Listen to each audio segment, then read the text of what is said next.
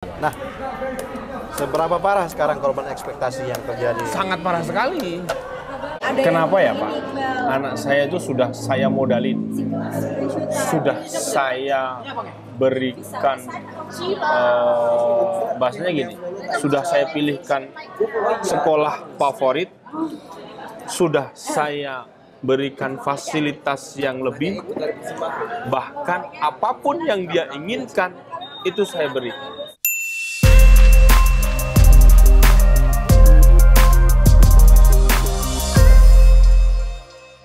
Bapak Budi, katanya sekolah itu kan untuk meningkatkan pendidikan masyarakat.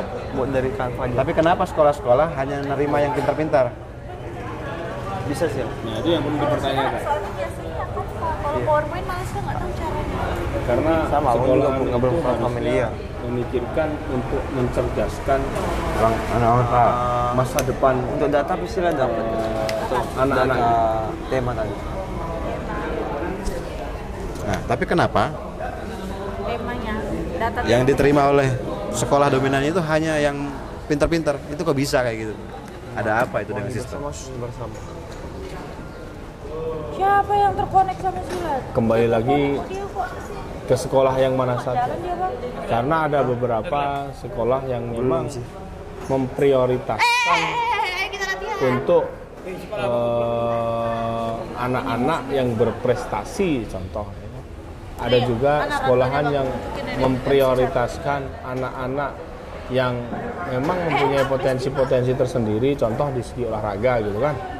Karena dulu saya pernah melihat ada satu sekolahan itu yang memang di dalamnya itu atlet semua. Salah satu kayak di Bantul itu ada satu sekolahan yang memang di dalamnya itu atlet semua.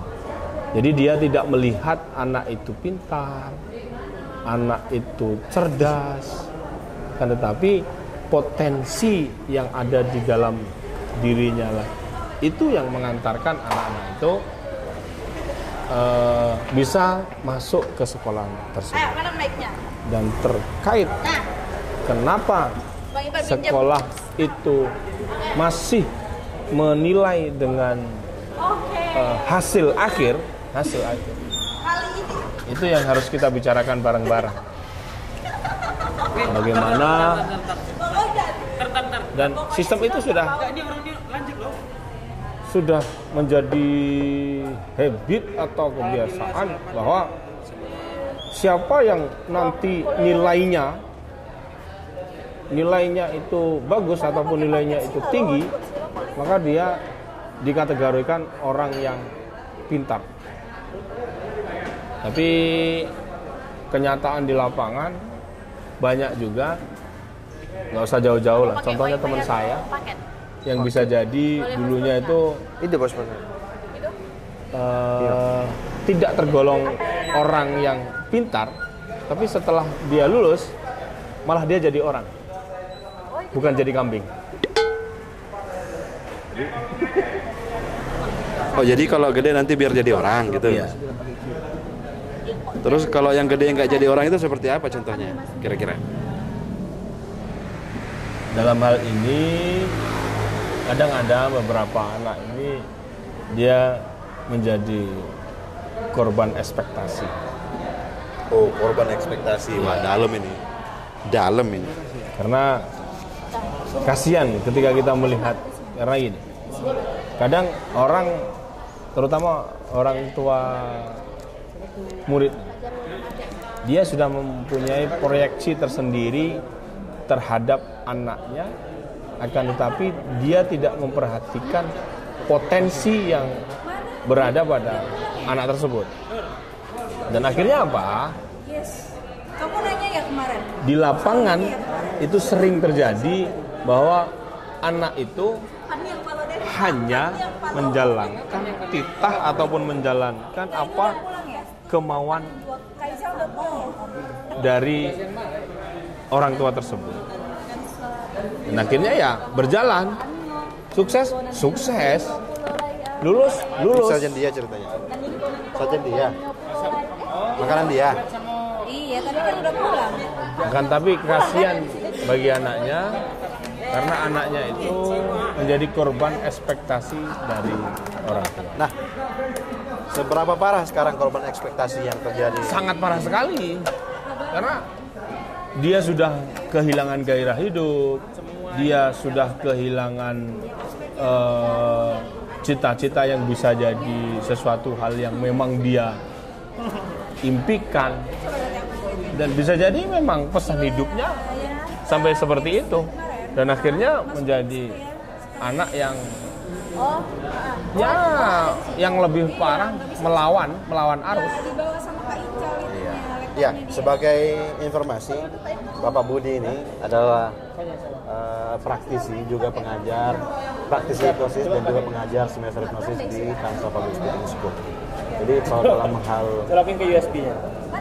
psikologi, psikis manusia ataupun anak, manusia maupun anak, pokoknya manusia lah, itu beliau sangat paham akan hal ini. Nah, dari sudut pandang praktisi hipnosis ini, apakah pernah terjadi hal-hal yang di luar kewajaran yang dikarenakan oleh fenomena korban ekspektasi ini? Ya. Saya ambil contoh dari anak mahasiswa yang pernah belajar di Kampus Karya Anak Bangsa. Jadi beliau menyampaikan seperti ini. Kenapa ya Pak? Anak saya itu sudah saya modalin, sudah saya berikan, bahasanya gini, sudah saya pilihkan sekolah favorit, sudah saya berikan fasilitas yang lebih, bahkan apapun yang dia inginkan itu saya berikan. Akan tetapi dia harus menuruti kemauan atau keinginan dari kedua orang tua. Jadi apa yang terjadi? Akhirnya ya namanya seorang anak, pasti dia akan mengikuti apapun yang diprioritaskan atau diperintahkan oleh kedua orang tua, tanpa bisa dia menolaknya. Ketika menolaknya pun nantinya orang tuanya akan memaksa bahwa dengan iming-iming, dengan dalih, nantinya ke depan kamu akan seperti ini, seperti ini, seperti ini. Akhirnya dia jalanilah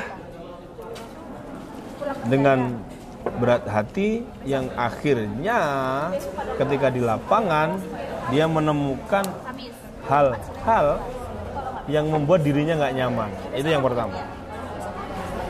Setelah dia tidak nyaman, mungkin sehari, 2 hari dia tahan, 3 hari, seminggu, 1 bulan, setahun dia tahan.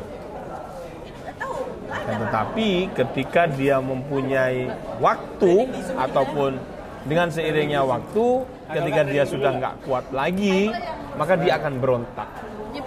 Nah, ketika dia berontak ini yang bahaya. Seperti apa berontaknya? Berontaknya mau bang, Sejauh ini yang Mas Budi ketahui seperti apa berontak dari anak yang merupakan korban ekspektasi tadi? Dia akan berbuat sesuatu hal yang abnormal. Wow. Abnormal kalau yang positif bagus. Semisal nih, yang tadinya nggak mau belajar, jadi belajarnya lebih belajar lagi, lebih menggali lagi, bagus. Ini abnormalnya lebih ke hal-hal yang negatif. Itu punya Bang Jarwo apa punya Gitu.